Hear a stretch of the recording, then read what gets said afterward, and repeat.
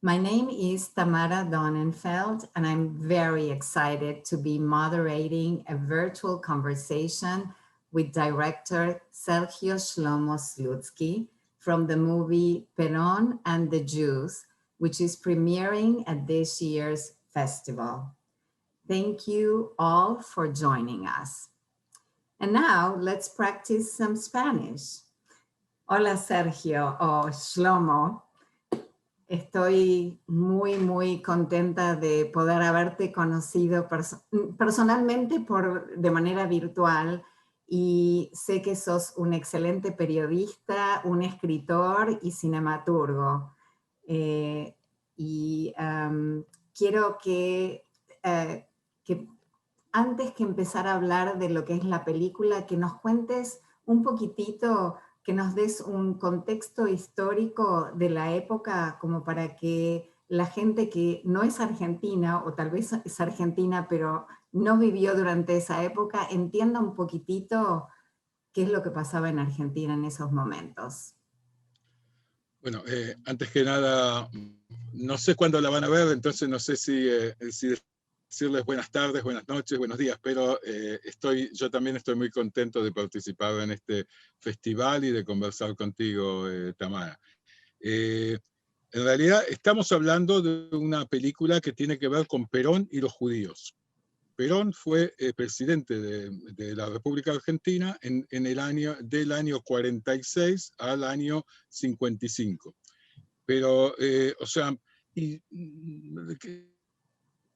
voy a hablarles un poco de historia, pero digamos, se los quiero contar a nivel personal. Yo lo que recibí de mis padres, y fundamentalmente de mi padre, que era un poco mayor, o sea que él era un joven judío en la Argentina en esa época, él me transmitió como que, digamos, como que estábamos hablando de una persona que estuvo en su momento, que era autoritario, que era, digamos, prácticamente una dictadura, y que se perseguía a estudiantes y todo tipo de otras cosas.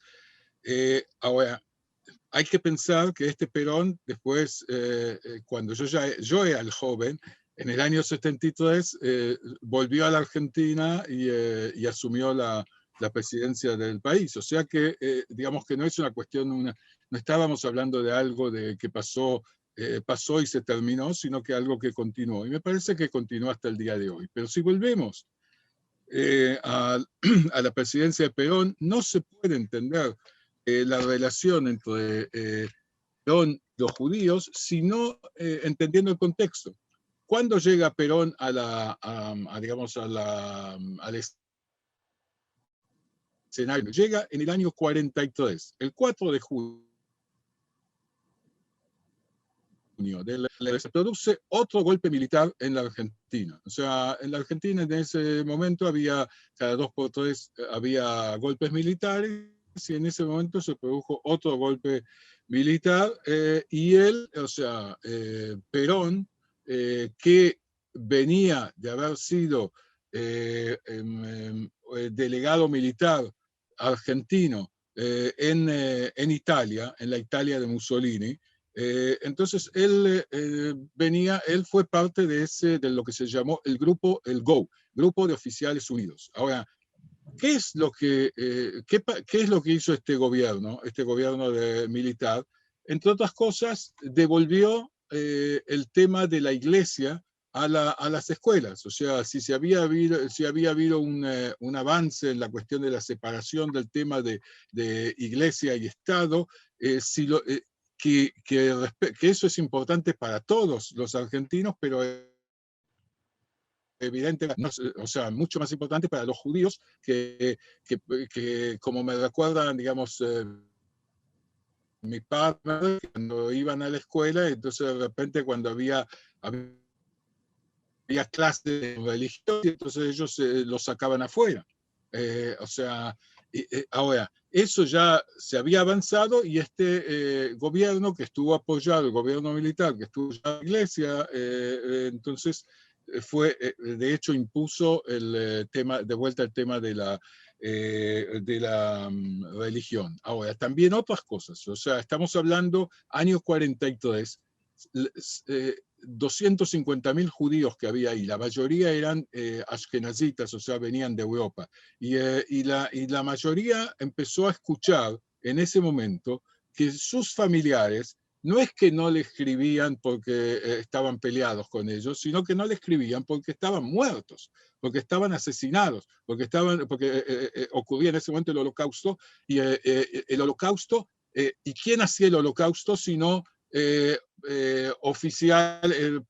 digamos, jefes militares con carisma, o sea, y que los seguían los pueblos de ellos, el italiano, el alemán, los seguían a ellos. Ahora, evidentemente que todo eso hizo que hubo una mala predisposición respecto de los judíos, respecto esta persona, de este personaje, Juan Domingo Perón, que empezó estando dentro del GO, como les decía, y después, si bien, digamos, fue ganando, Perón fue ganando apoyos dentro de la clase obrera argentina, entre otras cosas porque él, como ministro de Trabajo, él era vicepresidente y también ministro de Trabajo, entonces él logró hacer todo tipo de logros para la clase obrera, o sea, cosas positivas, y es por eso que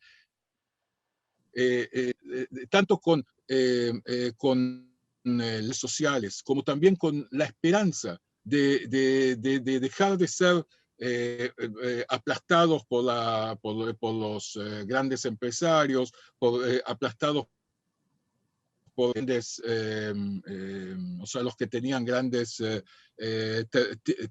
tierras, Terratenientes. los terratenientes en el interior y demás. Entonces, él les dio esperanza, y entonces eso hizo que Perón creciera. Entonces, la cuestión es que en determinado momento los amigos de Perón, o sea, los compañeros de Perón, dijeron, no, pare, o sea, este está creciendo demasiado y está cambiando, o sea, nosotros venimos a representar un gobierno de derecha y de iglesia, y este está dándole fuerza al pueblo, y está recibiendo fuerza al pueblo y dando fuerza al pueblo. Entonces, entonces agarraron y lo trataron de sacar, lo llevaron preso, y ahí se dio en el año, o sea, el 17 de octubre de 1945, se produjo una pueblada, o sea que todo el pueblo, estoy hablando de millones de personas, salieron a la calle y barrieron Buenos Aires exigiendo el regreso de Perón.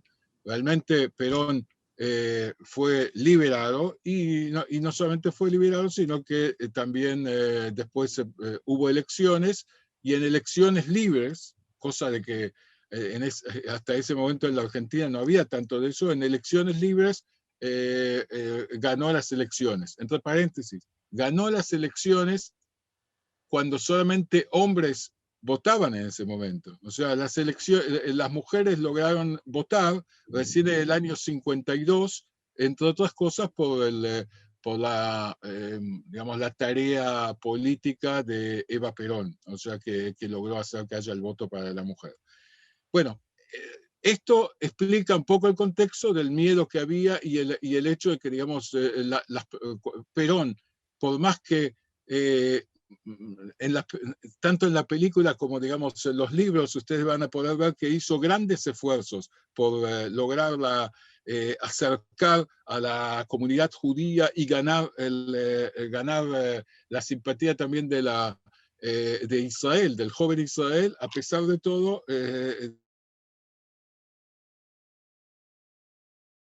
seguiremos hablando, pero más o menos ese es el contexto.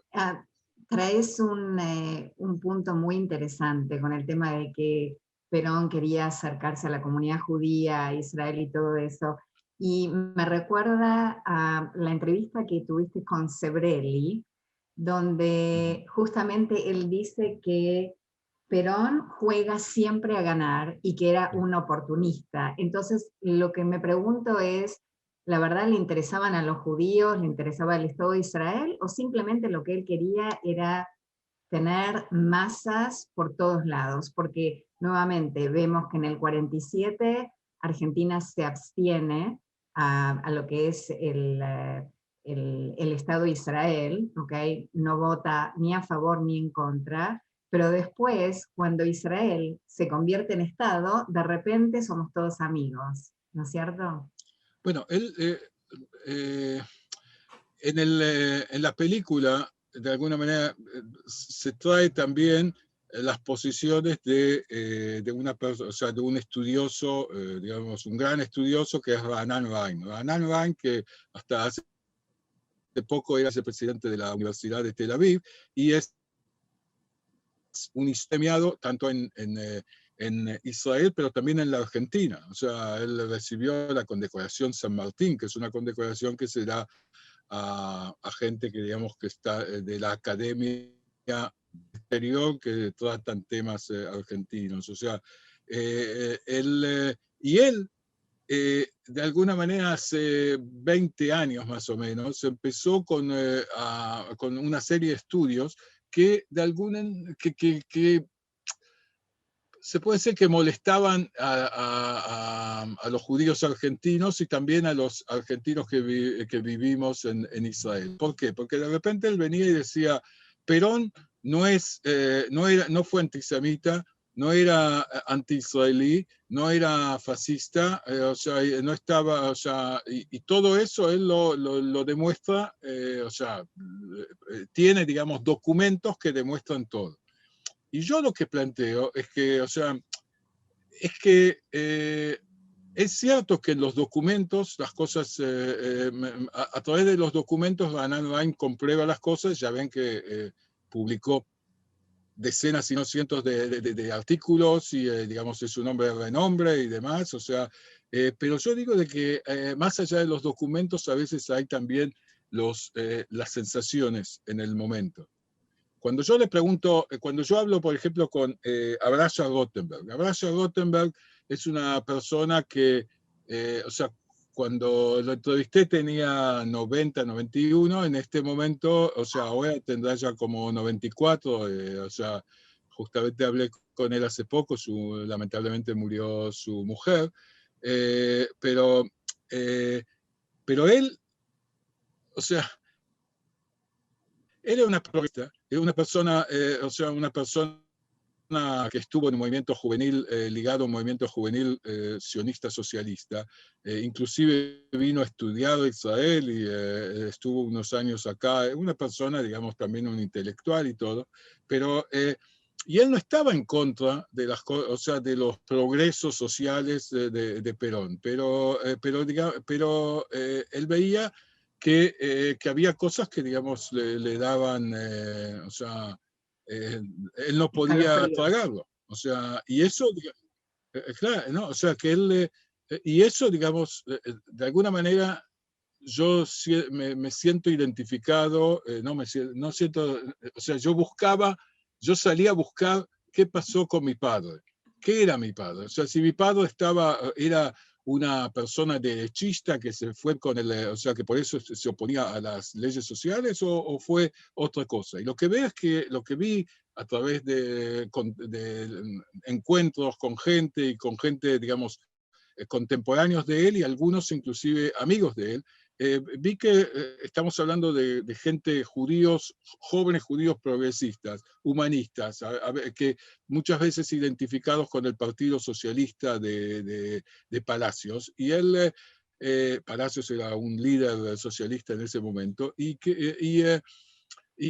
pero que no se podían que por las reservas que tenían respecto de Perón, de un ex militar, de una persona que a veces hacía las cosas de alguna manera autoritaria, entonces o sea, no podían identificarse 100%. Y a pesar de ser progresistas y todo, eran considerados como gorilas. Ahora, yo no sé qué es lo o sea, si las personas que nos están escuchando entienden que es un gorila. O sea, el gorila, yo cuando estuve filmando la película, entonces traté de filmar un gorila en Buenos Aires, en el zoológico de Buenos Aires. O sea, yo me acuerdo cuando yo era chico que yo vivía en Buenos Aires, hoy en día yo vivo en Israel, pero en su momento había gorilas, ahora no hay gorilas, pero pero lo que pasa es que la palabra gorila había adquirido en determinado momento un significado de reaccionarios, de antiobreros, de antiperonistas. Y eso fue porque los mismos, los mismos militares que hicieron caer a Perón en el año 55, o sea, que bombardearon la Plaza de Mayo y después hicieron salir a Perón, entonces ellos mismos se llamaban gorilas. O sea, yo no hubiera adoptado un nombre así para mí mismo, pero bueno, si ellos lo adoptaron, ahora, entonces hoy en día, digamos, tanto en la Argentina como en partes de Latinoamérica se ve a gorila como una cosa negativa. Y yo salí a hacer la película para ver si yo tengo un ADN gorila. O sea, si yo también soy, o sea, si mi viejo era un gorila, entonces yo también. Bueno, y la película un poco trata de eso más allá de la historia. Interesante que lo que hablas de gorilas, porque yo tomé un poco de notas mientras miraba la película y al principio cuando se habla de gorilas, se habla de personas con ideas antipopulares. Y al final de la película se agrega que son los que defienden políticas elitistas. ¿Qué movimiento en el cambio de lo que vendría a ser la definición de gorilas, ¿no? O sea, al principio el gorila de los peronistas era antipopulares y después estamos hablando de elitistas, pero de alguna manera Perón también se convirtió en un dictador prácticamente al final. O sea, el Perón que entra en el 43 es un Perón diferente al que sale en el 55. ¿No es cierto? O sea, pasaron 12 años, o sea que perfectamente puede haber cambiado, hay circunstancias diferentes y demás, pero yo pienso que, o sea, hubo todo tipo de procesos históricos que hicieron cambiar las cosas. Al principio, por ejemplo, también, si bien Perón, como dijimos antes, asume la presidencia democrática en el año 46, pero él, todavía, para llegar al poder, lo habían apoyado también grupos. Primero que todo, la iglesia lo había apoyado, porque decía, porque lo que se veía en ese momento era el peligro comunista, o sea, que los obreros se vayan al comunismo. Entonces, si había alguien digamos, que podía, que decía no al comunismo, porque Perón era anticomunista, o sea, él decía que no somos ni peronistas ni capitalistas, estamos por la tercera posición. Ahora, pero en la práctica eso hacía que la iglesia esté a favor. Y también había sectores reaccionarios, antisemitas, o sea, clericales algunos, como, digamos, grupos como Tacuara y otros, la Guardia Restauradora Nacionalista y demás, que eran claramente antisemitas. Y lo que pasó es que hubo, digamos, yo siempre recuerdo que en el momento que se hizo yo les dije de que antes de que hubo una pueblada, o sea que en el año, o sea que cuando lo ponen preso a Perón en el año 45, entonces el pueblo, ¿no? Pero claro, el pueblo sale a la calle y iba para la Plaza de Mayo, pero hubo gente de grupos como Tacuara y de Guardia Restauradora Nacionalista que camino a Plaza de Mayo, que Plaza de Mayo es la casa o sea, donde es la casa de gobierno y demás, pasaron por el 11. El 11 era el barrio judío. Y ahí rompieron negocios y pusieron todo tipo de signos ahí, haga patria, mate a un judío y demás. Todo ese tipo de cosas. Ahora, yo digo, ¿qué es? O sea, para el judío que tiene su negocio, que él no explota a nadie, él es el que lleva la tela, los retazos De tela. los rollos así en su propio hombro, y él, sus hijos y todo, y él, o sea, no hay ningún explotador y nadie, y de repente le viene y le rompen el negocio. Él él puede captar en ese momento que está pasando algo democrático, o sea, que el pueblo sale a la calle para una vida mejor y demás. No, lo que él ve es que lo ve como un nuevo pogrom. Y en Argentina hubo un pogrom en el año 19, o sea que de hecho no es en el aire.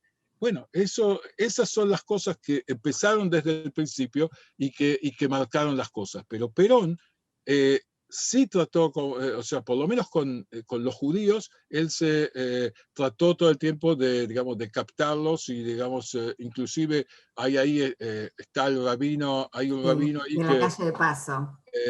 o sea, o sea, el rabino que casó a mis padres digamos, que él fue nombrado por Perón como asesor en temas religiosos, pero no temas religiosos judíos, sino en temas religiosos en general, lo que causó mucha rabia en la iglesia.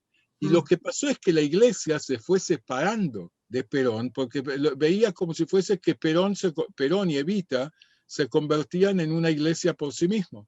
O sea, o sea, Evita, ya muerta, en el año 52, era como si fuese que es una virgen y es idolatrada y todo un culto. Y entonces es por eso que se separaron y empezaron a apoyar el golpismo. Y Perón, o sea, Perón, digamos, contestó también con fuerza. O sea, al lado, por una parte hay en junio del año 55 hay bombardeos, o sea, grupos del ejército bombardean la La Plaza de Mayo. Revolución Liberadora, No, Libertador, no, estoy hablando todavía, unos meses antes hubo en hubo junio. un bombardeo en el cual murieron cientos de personas Sí. en las cercanías de Plaza de Mayo, o sea, del centro de Buenos Aires. Y y lo que pasó es que, bueno, enseguida después, el mismo día, se ataca la sede del Partido Radical, a la biblioteca del Partido Socialista y demás. O sea, es como se responde de esa manera. Evidentemente que se produjo una cosa de un enfrentamiento que llevó a que se diese el golpe del año, o sea, que en septiembre del 55 Perón saliese. Una cosa muy interesante es, está un poco en la película, pero yo estuve viendo los diarios, los diarios Mundo Israelita, o sea,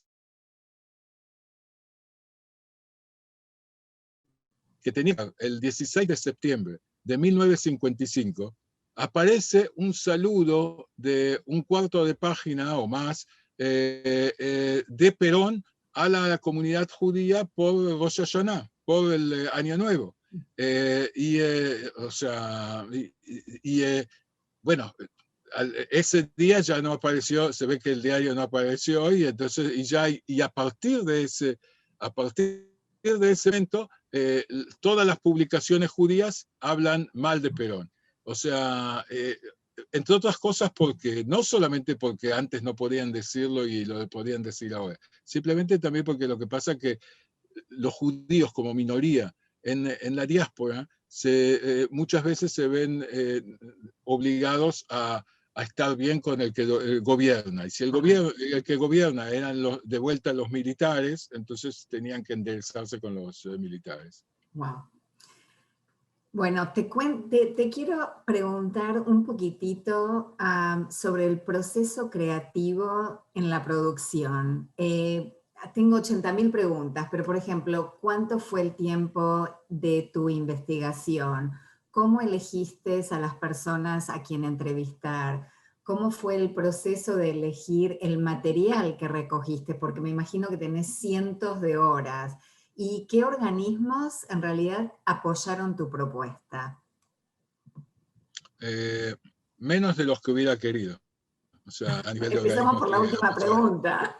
Sí, sí, no digo, porque eso es lo más fácil. O sea, la película es el INCA, que es el Instituto Nacional de Cine Cine de argentino. Artes. Sí. Ahora, Y entonces, o sea, y realmente yo lamento que yo hice fueron apoyadas por fondos israelíes y esta película no. O sea, pero digamos que eso, pongámoslo aparte en este Un momento. O sea, costado. aunque estoy dispuesto a referirme. No, estoy dispuesto a referirme, pero digamos quiero contestarte. O sea, el proceso, yo trato,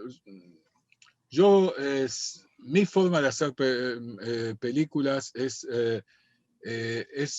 cuando hay algo que realmente me aflige. O sea, cuando me aflige, cuando, digamos, tengo algo que me urge de alguna manera entender y comprender. Yo, o sea, cuando empecé, durante décadas fui corresponsal de medios argentinos, o sea, Página 12 en un momento y después de Clarín durante casi 20 años. Y ahí yo sentía que yo hacía la nota, la nota de cada día. O sea, ponía lo que sé, que hoy hubo un atentado, que mañana hubo un encuentro, que esto, que si fuese ahora contaría de que hubo 4 elecciones en menos de 2 años en Israel o algo por el estilo. O sea, yo era corresponsal en Israel. Y yo sentía que necesitaba, más allá de la nota del día, necesitaba algo en lo cual pudiese pensar y trabajar y desarrollar temas más amplios. Y es por eso que empecé a hacer una serie, o sea, empecé a hacer una serie de películas que tuvieron que ver con el tema en general con judíos Israel, Argentina y demás. O sea, hice una película que se llamó El año que viene en Argentina, jugando con el año que viene en Jerusalén, en la cual me preguntaba por qué, o sea, le contestaba a todos los israelíes que me preguntan, pero ¿cómo puede ser que tus judíos argentinos no vengan en masa a Israel? Entonces, o sea, a través de varios personajes argentinos judíos, traté de contestar. O sea, después hice una película que tenía que ver con El tercero en camino, que tenía que ver con los atentados que se produjeron en la Argentina. Hice películas que tenían que ver con el tema de Un jóvenes punto y judíos. aparte, ¿no? Claro, Hiciste. sin punto y aparte, una película que tiene que ver con la época en la cual militábamos en el sionismo socialista en la Argentina y junto a nosotros había gente que se fueron a la izquierda nacional y muchos de ellos murieron, mientras que algunos, o sea, otros vinimos para Israel y hay un encuentro. O sea, temas que de alguna manera, digamos, se ve que mi manera de llegar al público no es a través de un doctorado, sino a través de algo más pequeño, de algo mío, o sea, mío, pero que tiene que ver con lo social. Y es por eso que en determinado momento, eh, a, eh, hablando con gente dentro de o sea, con amigos que son, digamos, de tendencia más peronista de izquierda, en la Argentina, que decir, de hoy en día, ¿no? O sea, gente de mi edad, jóvenes de 60 y pico, como que en su momento eran jóvenes de 20. Entonces la cuestión es que de repente me empiezan a hablar de mi padre como un gorila. Y entonces que yo salgo a revisar ese tema. Y de paso, digamos, ver qué pasó en ese momento. Ahora, yo no empiezo, o sea, no es que yo tomo un tema, cuando me preguntás cuánto tiempo lleva el proceso de investigación y demás. Ahora, yo no vengo de la nada. O sea, yo todo el tiempo, o sea, toda mi vida, digamos, son temas que me interesan y que, digamos, que en determinado momento me dedico a trabajar. Y entonces ahí está después, bueno, cómo hacemos no solamente para saber sobre el tema. Por ejemplo, si yo leo el libro de Raanan Rehn, que es él escribió varios libros sobre Perón y los judíos, pero digamos hay un libro que se llama Los muchachos peronistas judíos. Entonces, eso bueno, el que lee el libro, pero digamos, ¿cuánta gente lee libros académicos y demás? O sea, a mí me parecía que a través de una película yo podía tratar de mostrar un poco qué pasó, cuáles fueron las sensaciones, darle lugar a una generación de ese momento y entender también algo respecto del día de hoy. O sea, la gran grieta que hay en este momento, la grieta política que hay en este momento en la Argentina, entonces yo quería, digamos, de alguna manera, hablando del pasado, decir algo también sobre el presente. Ahora, esto lleva tiempo porque de repente hay que encontrar materiales fílmicos, hay que encontrar gente que vivan. O sea, o sea, mi forma de trabajo en esto fue por un respeto a la edad también, no a mi edad, sino a la edad de los 80 y pico, 90 y pico. Entonces, yo, no, hay algunos que, por ejemplo, que se ocupan, digamos, prefieren, si van a entrevistar a alguien a nivel de investigación, entonces agarran y ellos vienen solamente con un grabador o lo que sea, y después, si deciden que lo filman, entonces vienen con todo un equipo y demás. Y yo decidí que quiero que las personas filmarlas desde el primer momento porque no sé qué es si las personas van a estar dentro de un año, dentro de dos. Una película que traté en su momento de hacer sobre el teatro judío en la Argentina y filmé ahí una cantidad de personas, o sea, de actores, de directores y demás, y la película no salió, pero no hay nadie que tenga ese material filmado como yo y me parece, o sea, por respeto a las personas fue que lo filmé. Acá, digamos, es por eso que, digamos, se juntan 200 horas y después uno tiene que hacer una hora, o una hora y algo. Y bueno, entonces ahí eso es, digamos, es todo, por una parte es una cuestión de matar personajes, lamentablemente, o sea, gente que, digamos, dijeron cosas importantes, interesantes, pero que quizás necesito otros 15 minutos para contarlo y no puedo, o sea, 15 minutos para esta persona y otros 15 minutos para allá. Entonces hay, que, hay que hacer un trabajo de Edición importante. edición muy importante.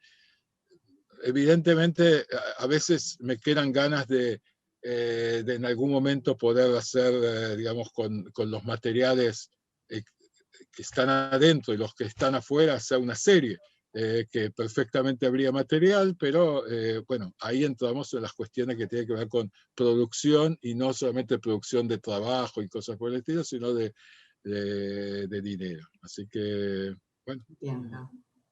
Perfecto. Te cuento que la verdad me movilizó muchísimo la investigación que mostrás en el documental. Se ve que es súper rica y muy variada y personalmente traes perspectivas súper diferentes y compartís información que para mí aportó ideas que nunca hubiera considerado. O sea, me abriste la cabeza a muchas cosas.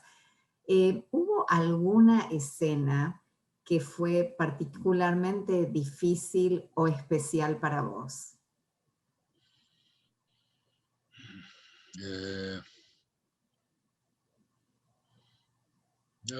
Difícil, no sé, o sea, en realidad para mí fue un gusto, o sea, porque cuando ya estoy filmando, entonces es un gusto. Yo a veces digo, o sea, a veces como cuando uno hace películas sobre temas a veces más importantes que vendedores, o sea, entonces uno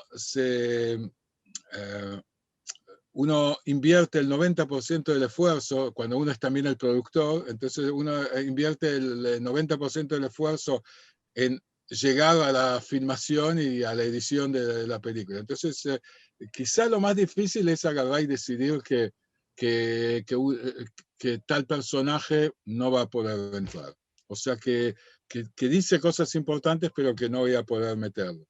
Hay una amiga mía que me ayudó, y su padre me contó, o sea, me contó cosas divinas, o sea, cuentos, o sea, sobre cómo venían espías. Él estaba en un shule, en una escuela judía, digamos, como padre, ¿no? O sea, y dirigía, digamos, y entonces venían espías, o sea, que no, o sea, gente de la policía peronista, como para ver qué había ahí. Y estaba prohibido hacer cosas en yiddish. Y entonces, pero él de repente, o sea, digamos, le dijo a o sea, había hablado con uno, se hizo amigo, y entonces el responsable le dijo al policía que bueno, que vaya a dar una vuelta, y entonces ahí alguien dijo alguien que vino de Israel habló en yiddish. O sea, pero son cosas pequeñas, pero para explicarlas es necesario tiempo. Entonces, una cosa así, como otras personas que dijeron cosas importantes, finalmente, digamos, no siempre se pueden meter. Yeah. Y eso, digamos, eso es lo que duele, porque de alguna manera es como que estoy matando a un personaje. ¿Sí? Así es. Eh, en general, toda obra de arte es una búsqueda de personales que traes en esta película. ¿Pudiste tener closure y estás en paz con lo que encontraste? Sí, o sea, pero voy a estar más en paz cuando más gente, o sea, vea la película y se pueda, y digamos, y comparta, poder compartir y demás. La película estuvo en la Argentina, se presentó, estuvimos esperando durante meses que haya la posibilidad de presentar en el cine y hacer un estreno e invitar a gente, a los que participaron en la película y demás. O sea, pero pasaron los meses, finalmente el INCA, el Instituto de Cine Argentino, permitió hacer el estreno por televisión y VOD también. O sea, la cuestión, bueno, pero eso de repente resultó que había decenas de miles de personas que entraron y después se hicieron un Zoom. Yo hice un Zoom unos días después del estreno, que hubo más de 400 personas. O sea, se ve que hay un interés y que le hace algo a las personas, y me encantaría que eso ocurra también fuera de la Argentina. O sea, que con la gente que están viendo esta entrevista y con otra gente, en este momento estamos viendo para hacer el estreno en Israel, donde viven muchos argentinos, pero espero que la película le hable también al público israelí. Así es. Eh, sé que hiciste Salía en los años 70, ¿no es cierto? Sí. Es decir, que viviste en Israel muchos más años que en Argentina.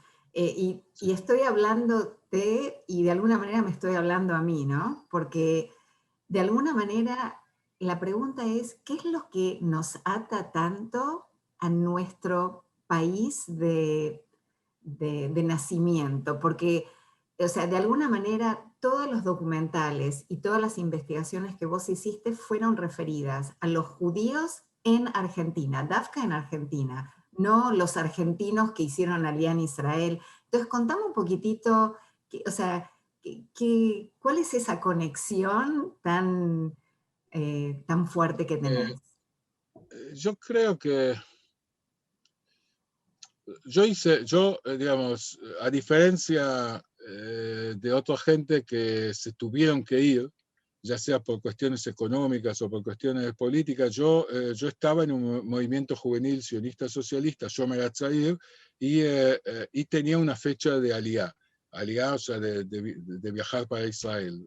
Justamente fue 3 semanas después del golpe militar en la Argentina, o sea, en la misma época que yo me iba porque tenía un pasaje ya en el barco, había mucha gente que se querían ir en ese momento porque estaban escapándose de las persecuciones y demás. Ahora, yo pienso que en mi caso, por lo menos, la sensación que hubo, que yo podría haber sido una de las personas que están en los carteles de las madres de la Plaza de Mayo. O sea, que mi madre podría haber estado llevando un cartel así, porque yo también estuve ligado tenía amigos en la izquierda argentina y demás, o sea, y como dice mi mujer, si vos te hubieras quedado ahí no hubieras contado el cuento. O sea, y entonces a mí, por más que yo no soy culpable de la muerte de ellos, pero es como a veces, yo a veces comento que supongamos un soldado digamos, que va a una batalla y él no se escapó de la batalla, él no contó detrás de una roca o lo que sea, pero fueron amigos sus compañeros a la derecha, a la izquierda, y él quedó vivo. Ahora, él no es culpable, pero él siente como que puede ser que siga con de que por qué yo salí vivo. Y entonces, de alguna manera, eso es lo que a mí me hace, me ata a la Argentina, digamos, a la gente. Evidentemente tengo, digamos, algunas de mis mejores amigos están ahí. Y sí, bueno, y es una forma de hacer las películas, es una forma de estar en contacto y también de darles voz.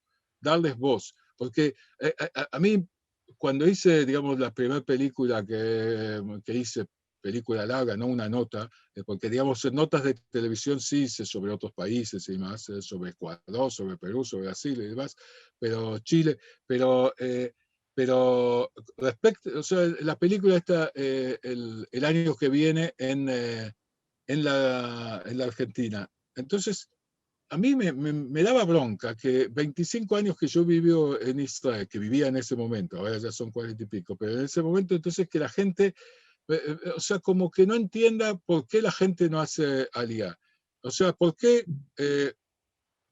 permitime decirlo, por qué Tamara está haciendo algo, una vida relevante en Miami, trabajando con la educación judía, con cultura judía y demás. O sea, ¿por qué, digamos, la gente, digamos, o me decían, pero ¿cómo puede ser que con los atentados que hay en la Argentina? Pero yo le decía, pero discúlpeme, pero creo que de vez en cuando hay algún atentado acá también. No, o sea, Israel, o sea, y así, o por ejemplo decían, pero con la situación económica de Argentina, ¿cómo no se viene? Y yo digo, miren, no se trata de la hambruna en Etiopía, o sea, se trata de una situación difícil, pero acá tampoco no es fácil para el que viene nuevo inmigrante y todo eso, o sea, ahí... O sea, y en vez de agarrar y discutir con uno, con otro, entonces decidí hacer una película. Esa es mi forma de darle voz cada vez a otra gente. En este caso de Perón y los judíos, es un poco darle la voz a una generación de jóvenes judíos de los 45, 55, 60, que me parece que tienen derecho a tenerla. Y ahora, ¿qué? Contame cuál es el próximo paso en Shlomo Slutsky. ¿Qué es lo que tenés pensado hacer ahora que cerraste con Perón y los judíos? ¿Hay algún otro documental? Estoy en este momento trabajando sobre un documental sobre otro tema que me aflige, y que, o sea, me duele muchísimo, que es el hecho que eh, yo tengo un familiar, o sea, un primo hermano de mi papá, que se llama Samuel Leonardo Slutsky, que fue secuestrado en el año 77 y torturado y asesinado en el centro de detención clandestina de La Cacha. Ahora, una de las personas que debería haber sido juzgado en los juicios que se hicieron del año 2013 al 2014 es Aníbal Teodoro Gauto. Pero estaba prófugo de la justicia. ¿Y dónde está prófugo esa persona? Si no en Israel. O sea, yo lo descubro esto en Israel y trato que las autoridades hagan algo, y lamentablemente hasta el momento hay más excusas que otra cosa en Israel. Yo espero que las cosas cambien, pero por el momento se trata de una película triste. O sea, porque muestra un poco los esfuerzos, y no solo míos, sino de mucha gente, mucha gente acá en Israel que trata de hacer algo, pero que se ve que hay algún gato encerrado acá que impide que esta persona sea, que está pedida, que estuvo pedida durante años por el Interpol y por la justicia argentina, que no sea devuelto a la Argentina para ser indagado y potencialmente juzgado. No, no es el primero ni el último, ¿no? Sí. Desgraciadamente. Vos decías antes que tu padre te decía que no te metas en política. Yo, o sea, mi padre me decía, vos diplomático no vas a ser. O sea, se ve que tenía razón. Ay, en fin. Ujú. Shlomo, te quiero agradecer enormemente la oportunidad y el honor que me diste de poder hablar contigo, de poder haber aprendido de vos o de ti, y de haber aprendido tanto de esa época que me pasó antes que yo naciera, pero de todas maneras Perón es ese mito que vos traes en el documental y hasta el año 2020 sigue estando vivo, querramos o no querramos. Así que me diste mucho para pensar, me contribuiste a que yo sepa más, a pensar incluso en las diferentes perspectivas, porque me abrió la cabeza. Quería darte unos minutos más si querés compartir algo más.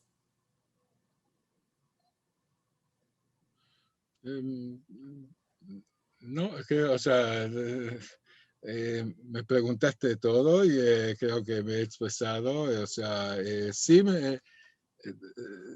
quiero decir, es una experiencia nueva para todos nosotros, la cuestión esta del Zoom, o sea, de hacer un festival que uno no viene, como digamos, yo he visto, he estado en otros festivales que, bueno, en el pasado, que digamos que uno viene, tiene la posibilidad del diálogo con el público y demás.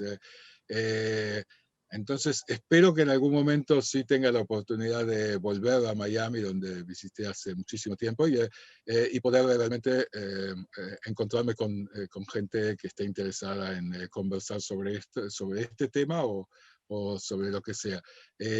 Pero si no hay el público personalmente, entonces tú lo hiciste, o sea, reemplazaste al público muy bien. Espero que el público no se sienta ofendido, pero la pasé muy bien contigo. Gracias, gracias. Y lo que te quiero comentar es, la verdad, la pandemia fue un bajón para todos, ¿ok? No hay duda, trajo muchas tristezas y todo, pero creo que también trajo un silver lining, que no sé cómo se dice en español, Ujú. que es de alguna manera poder acercar esta película a mucho más gente y la posibilidad de que esto va a estar aireado a la comunidad, va a estar en el cloud, va a ser podido, la película va a poder ser vista y creo que de esa manera vas a tocar muchas más almas y corazones. Así que yo entiendo que no tenés la posibilidad de tener el público haciéndote las preguntas, pero agradecidísima de este momento íntimo que tuve con vos, de la posibilidad de haber aprendido de vos. Yo quiero agradecer a todos los miembros, a todos los sponsors, a la comunidad, a los voluntarios, a todos los amantes del film y especialmente al sponsor que está presentando esta película, que es el Center for Advancement of Jewish Education y el Greater Miami Jewish Federation, por estar constantemente apoyando el film y el tema judío durante tantos años. Y nuevamente, muchísimas gracias por haber participado en este festival judío de Miami, que es el número 24, ¿ok? Es un muy buen número. Muchísimas gracias, ¿ok? Toda Gracias raba, mamash. gracias a ustedes.